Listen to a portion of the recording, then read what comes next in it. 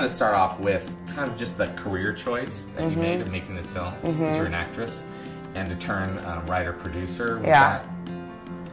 What drove that? I had been intimidated by this notion of being a writer for so long, because I had so many writer friends who I respected, and I just didn't feel like I was one of those people. And then I just tried it. I mean, that is the difference between people who do it and don't do it. If you do it, then you're doing it.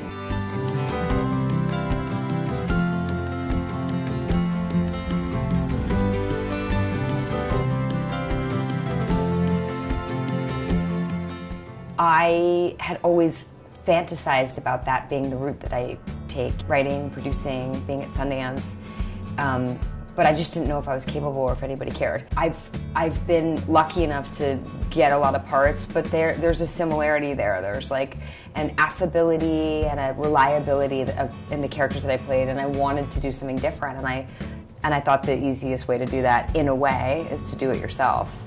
What was the trajectory of this film in particular? It took a little while to get it up and running. Do you like to talk about that? It feels a little bit microcosmic of film now, as I'm sure you know, but it took a long time to get this film made. We set it up 6 different times.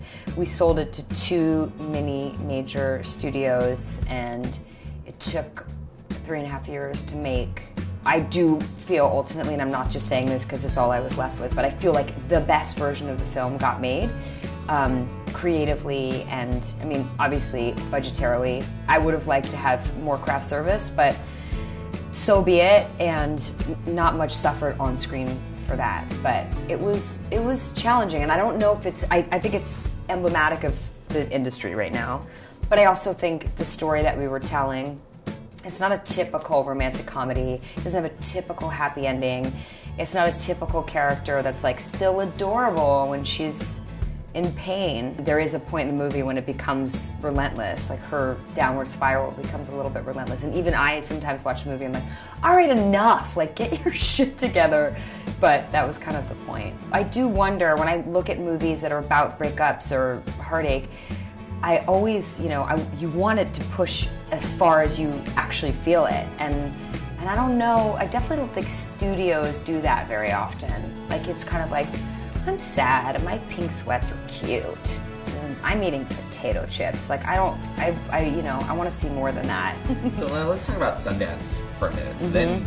So then you're there. I mean, I did a lot of talking all leading up to Sundance. That's the female-driven comedy, this new thing. Did you feel part of that?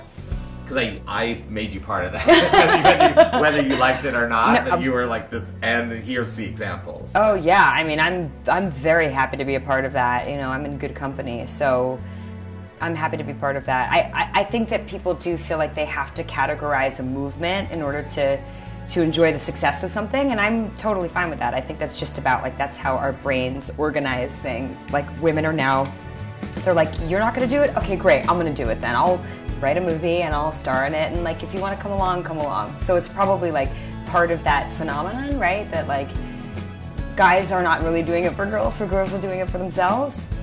Like we are self-sufficient, and if we're not gonna have it done for us, then we'll just do it.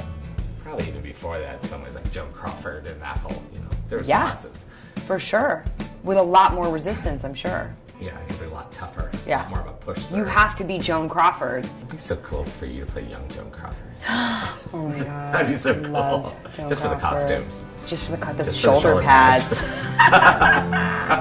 Totally.